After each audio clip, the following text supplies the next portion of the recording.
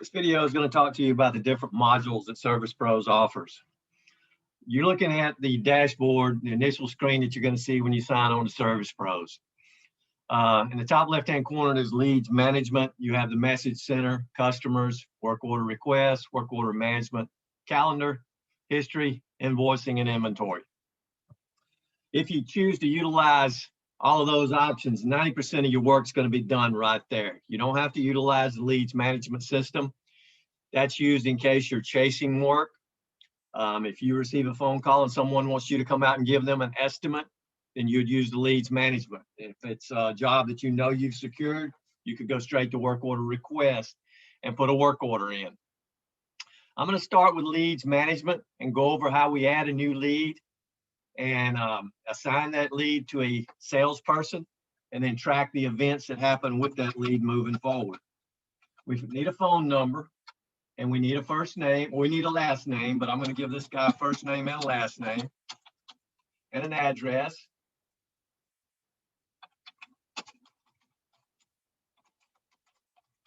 And a zip code. Basically, that's all you need. You can put more information in here, like the contact name. If you want to text the guy, if you want to use our texting procedures, you can put his text number in there. So you can automatically text him and stay in touch with him via that. You can also assign it to an owner here, but I'm just going to save that lead info right now. Joe Holmes at 500 DeSoto Road. Joe at this number. This is his main number. This may be his office number. This could be his cell number. So I'm going to save that guy. What that did is that saved him as an unassigned lead. He hasn't been assigned to a salesperson. If I go into the leads that are unassigned, you could go in and assign a group of them at once in bulk right here from this grid. But I'm going to go into the lead and clean him up a little bit. I'm going to add the bill to information. You got lots of other information behind the scenes, but I'm going to put a bill to. You could bill it up to a different address if you wanted to. And I'm going to give it to Tom right here. I'm going to assign it to him. So Tom is the owner of this lead. He's responsible for chasing that work. He can, let's say the customer or the potential customer wants an estimate. He can put an activity in that says customers requesting an estimate. And he could assign that request to a different teammate if he wanted to. You can assign that task to someone on your team. We'll just keep it at Tom for right now for today at 8 o'clock. You save that, that's an activity. That helps you track any event that happens within that lead. So he's got a running record of every dialogue that he has with that potential customer. Also, I'm going to go in and I'm going to create an estimate for him.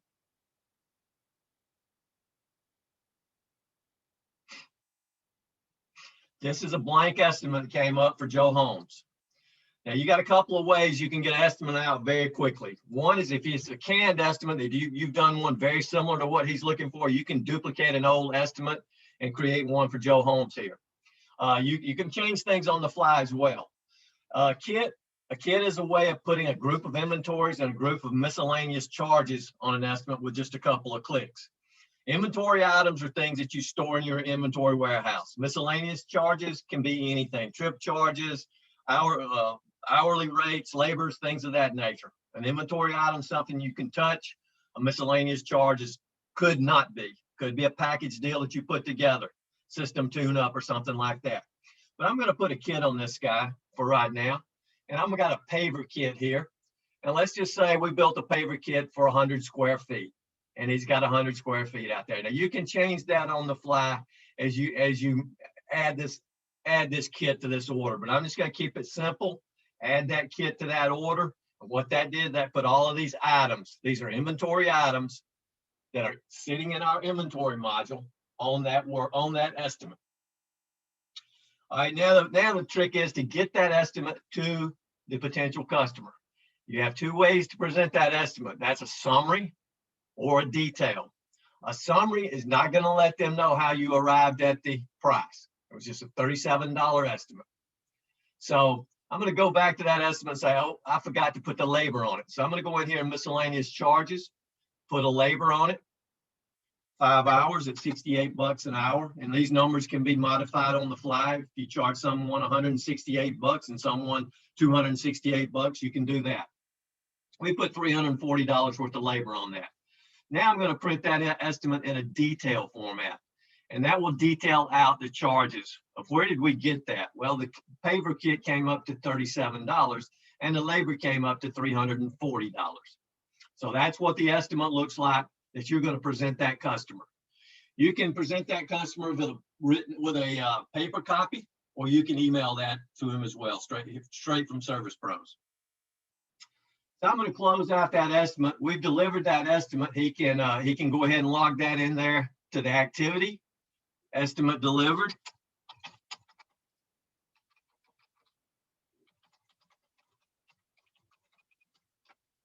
And he could delivered it on 4/24. It doesn't matter, but I'm going to keep everything the same for right now. So just save that activity so we know that the customer requested an estimate and Tom delivered that estimate. So now the customer says, okay, let's do this job. He's got a phone number here of 700-141-4444.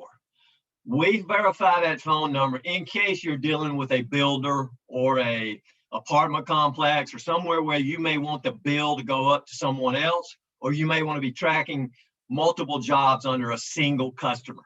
So I'm going to verify that phone number, and it's going to tell me whether or not this is dealing with a builder or not. It says that master phone was not found. Activation will create a customer record. So when we activate this customer, it's going to take that lead and turn him into a billable customer, and take that estimate and turn him into a work order. I'm going to go on to my mobile app right now, and I'm going to sign on, and I'm going to attach an image to that estimate as well. So if I go into my mobile app and I go into Tom's leads and I go into homes, I go into his estimate,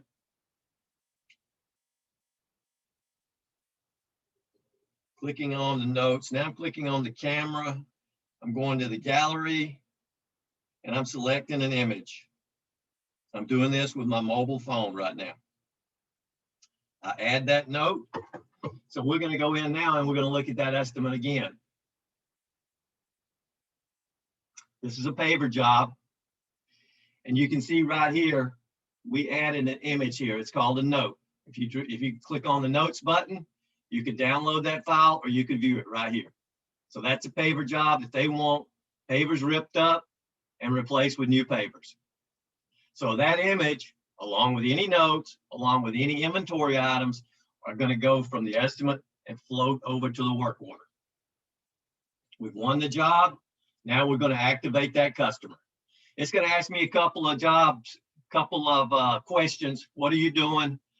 We're going to call this, we set up in our setup modules a paver product. You can install new, remove, or demo. So I'm going to install new. You don't have to answer any of the other questions if you don't want. So I'm going to save that. What that's going to ask us, do you want to go to work order management?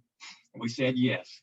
So once we did that, we floated over to work order management. Looking down at the bottom, here is everything that we put on the estimate, including the image.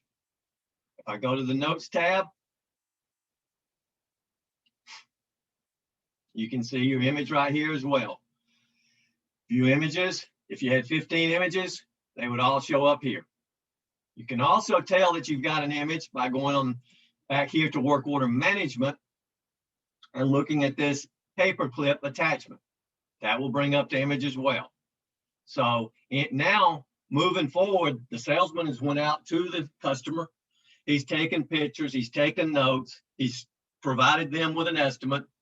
He's now given it over to the work order management system, ready to get it to an install guy, technician guy, field level guy, whatever you call him, to go do the work, get it on the calendar, go do the work, get the money, push it into history, and go repeat the cycle.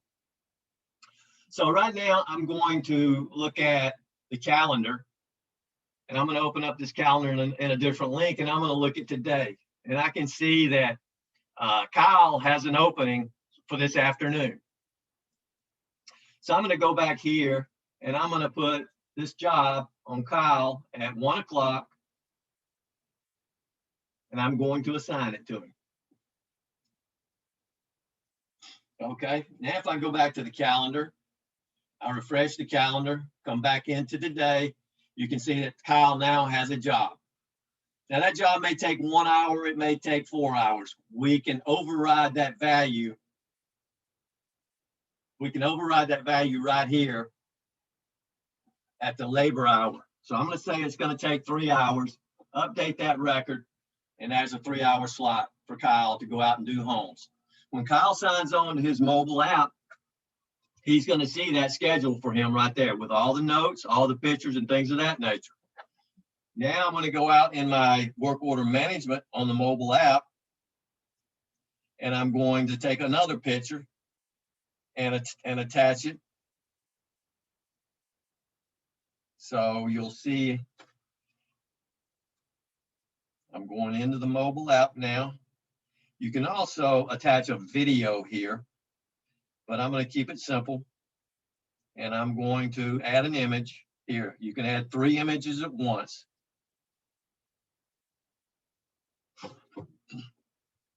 Now I'm still looking at the calendar. Still looking at the calendar, but you can see now the images are 2, not 1. So I click that. That's the first image that we saw. That's an additional image.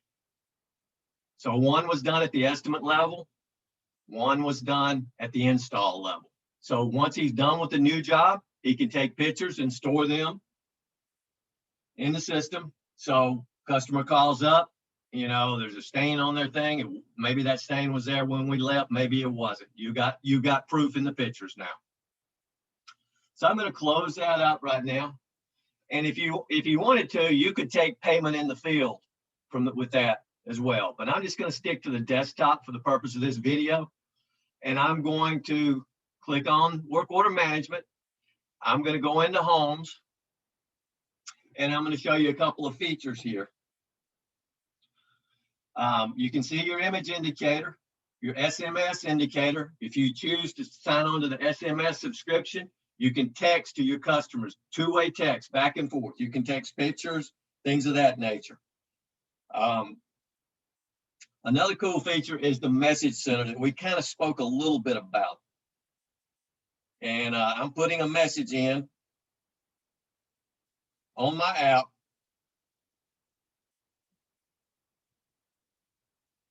And I'm saving it now. So it's not going to show up here until we refresh that screen. But if I go back in now and you look at the message center inside that work order, you can see that there's a message now. Customer is happy. And that was by B at 4:23 at this time. You can attach that message to a particular user as well. And back at the desktop, you could do something like this. Good. Back to Kyle if you wanted to. So if you've got someone back at the office communicating with Kyle in the field, the message center is where you talk good, bad, or ugly about what's going on with the job. So they can see everything that's going on with that job, either by going inside the job or taking a snapshot by looking at the message center right here. If you come in from this, you're going to get every message for the day, for this week, and you can sort it by sender and receiver and things of that nature. So that's a real fancy tool that'll help you keep communication between your people in the field and your people in the office. So basically, I'm going to take that work order now and I'm just going to complete it. It's done. They owe us $370, whatever it was, money details, $416, including tax. So I'm going to complete that work order. What that did is that took everything from that work order and sent it into history. I'm going to look at it in history.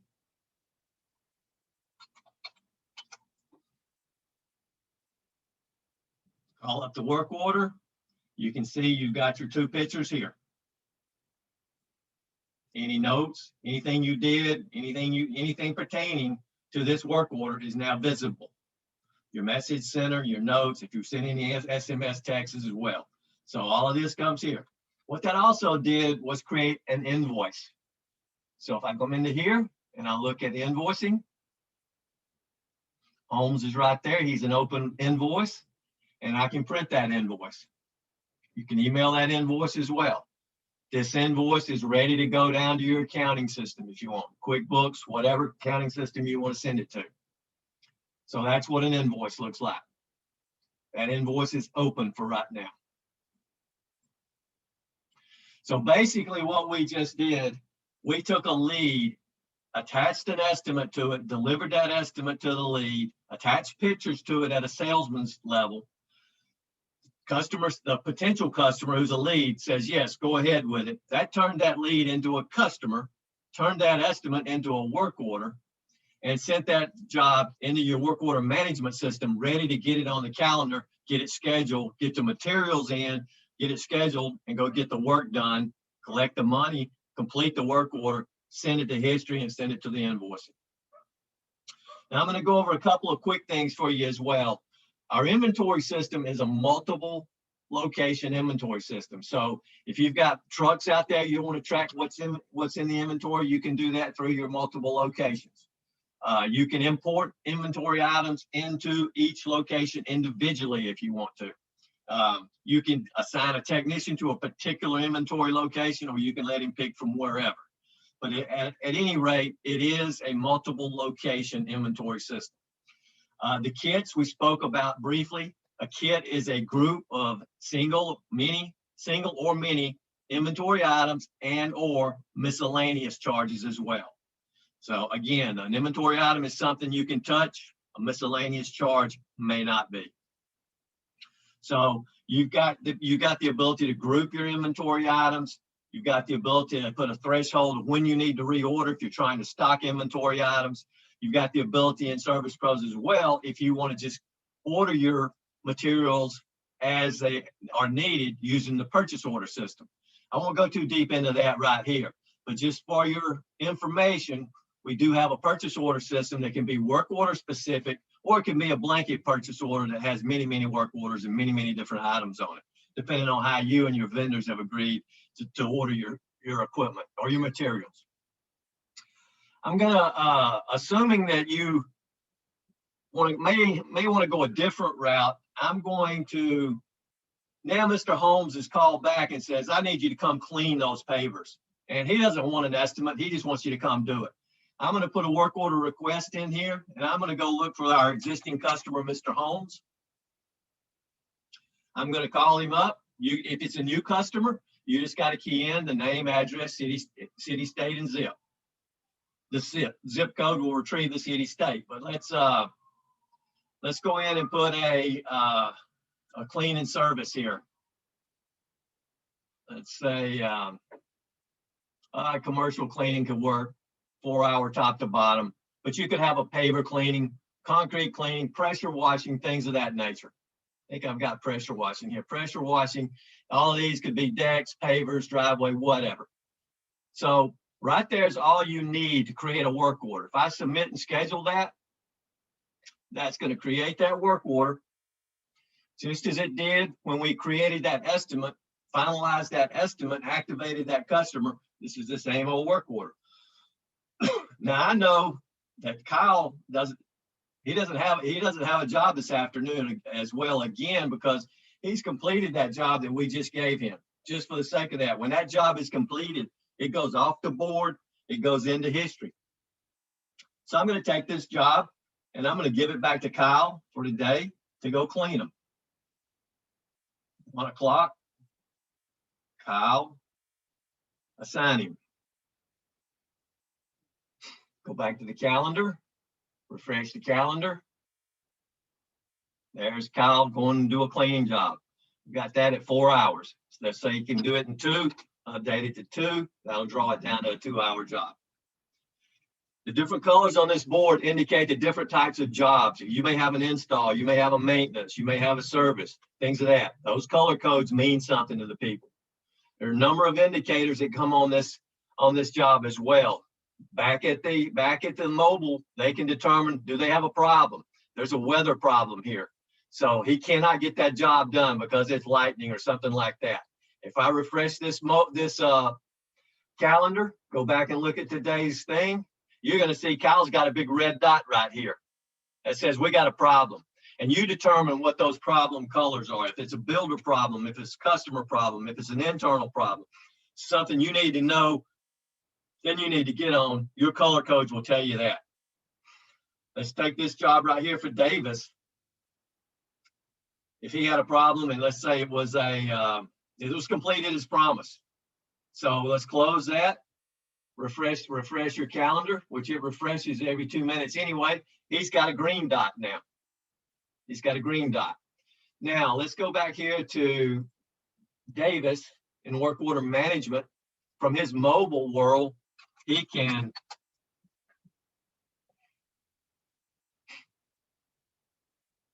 acknowledge that he's got this job. He's good to go. There's really no need for you to call him, worry about it. He's all good. So if I go back to the calendar now, refresh the calendar, go back into the days, you can see that Shane has given you the thumbs up. He's good to go. He's got Mac Davis under control. He's going to clock in now. Clock in. Refresh that calendar. Now you can see that Shane has got a half a clock showing on this calendar. He's got a thumbs up saying he's good. Well, a half a clock means he is on site. And the green means he's got things under control. No problem. When he clocks out, that half a clock is going to go into a full clock.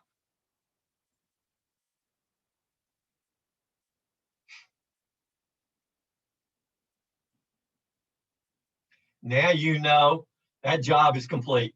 He's come and gone, and no problems exist. I'm going to go back to work order management, complete that work order. Look back at the calendar now. I completed that one over here. Now I'm going to go complete Davis.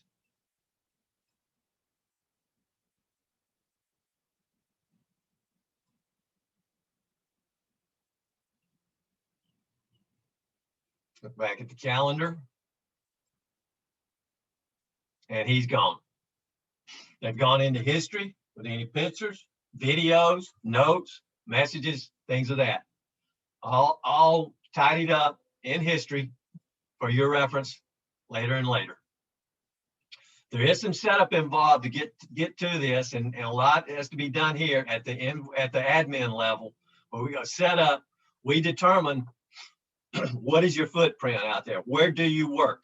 Do you have certain technicians that work in all areas and certain technicians that only work in some areas? What are the services that you're going to perform? Anytime you see a drop-down box in Service Pros, it's something that you've populated yourself. So if I go right here to this pressure washing, and I wanted to add a paver pressure washing to this, you can add it. Now, the next time you drop down, you'll see that as a selection, as well as decks, concrete, driveways, things of that nature.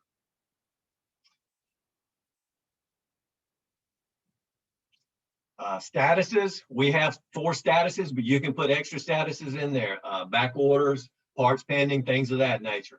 Your completion, non-completion codes, that's where is there a problem out there? Did you get the job done, completed as promised? Did you have a problem? Is it an internal problem? Is it an external problem? The employees are the people who get the work orders assigned to them. Those are the technicians or installers out in the field. Those are the people that are using the mobile app. The checklist, we can give you a checklist and apply a checklist to any job. So when a technician gets on the job and he doesn't really know what he's supposed to be doing here, you can apply a checklist and he can see that out in the field. So if it's a lawn spray and he knows what he needs, you know what he needs to do for this job, that lawn spray checklist will tell him specifically what to do. Again, you can have multiple checklists for many different types of jobs, and they're all defined at your customer level. So reporting, we've got all kinds of reports out from activity, customer, inventory snapshot, things of that nature. So basically, that's an overview of Service Pros and some of its features from the desktop. I didn't incorporate the mobile into it, stayed with the desktop. You've got your leads management and summary. This is where you track your potential customers, assign them to a salesman, all the events that happen between the time the customer calls to the time the customer says, yes, I want you to do the job, or no, I don't. You've got a log of everything that's happened. If you win that customer, that lead turns into a billable customer, and that estimate turns into a work order, ready to get to the calendar, to a technician or an install guy to go do the job. Once the job is complete, it goes into history with all of the notes, images, and videos and things of that nature as well. Creates an invoice. That invoice is ready to go to QuickBooks if you want. And in QuickBooks, we automatically sync down to QuickBooks these values here, from the vendors, miscellaneous charges, inventory, customers, multiple locations, and invoices and payments. Again, that's a quick snapshot of Service Pros. Thanks for listening. If you've got any questions, give us a call. Give us a sign on to servicepros.net and drop us a note if you'd like to. Number is 386-547-3930. Thanks for listening.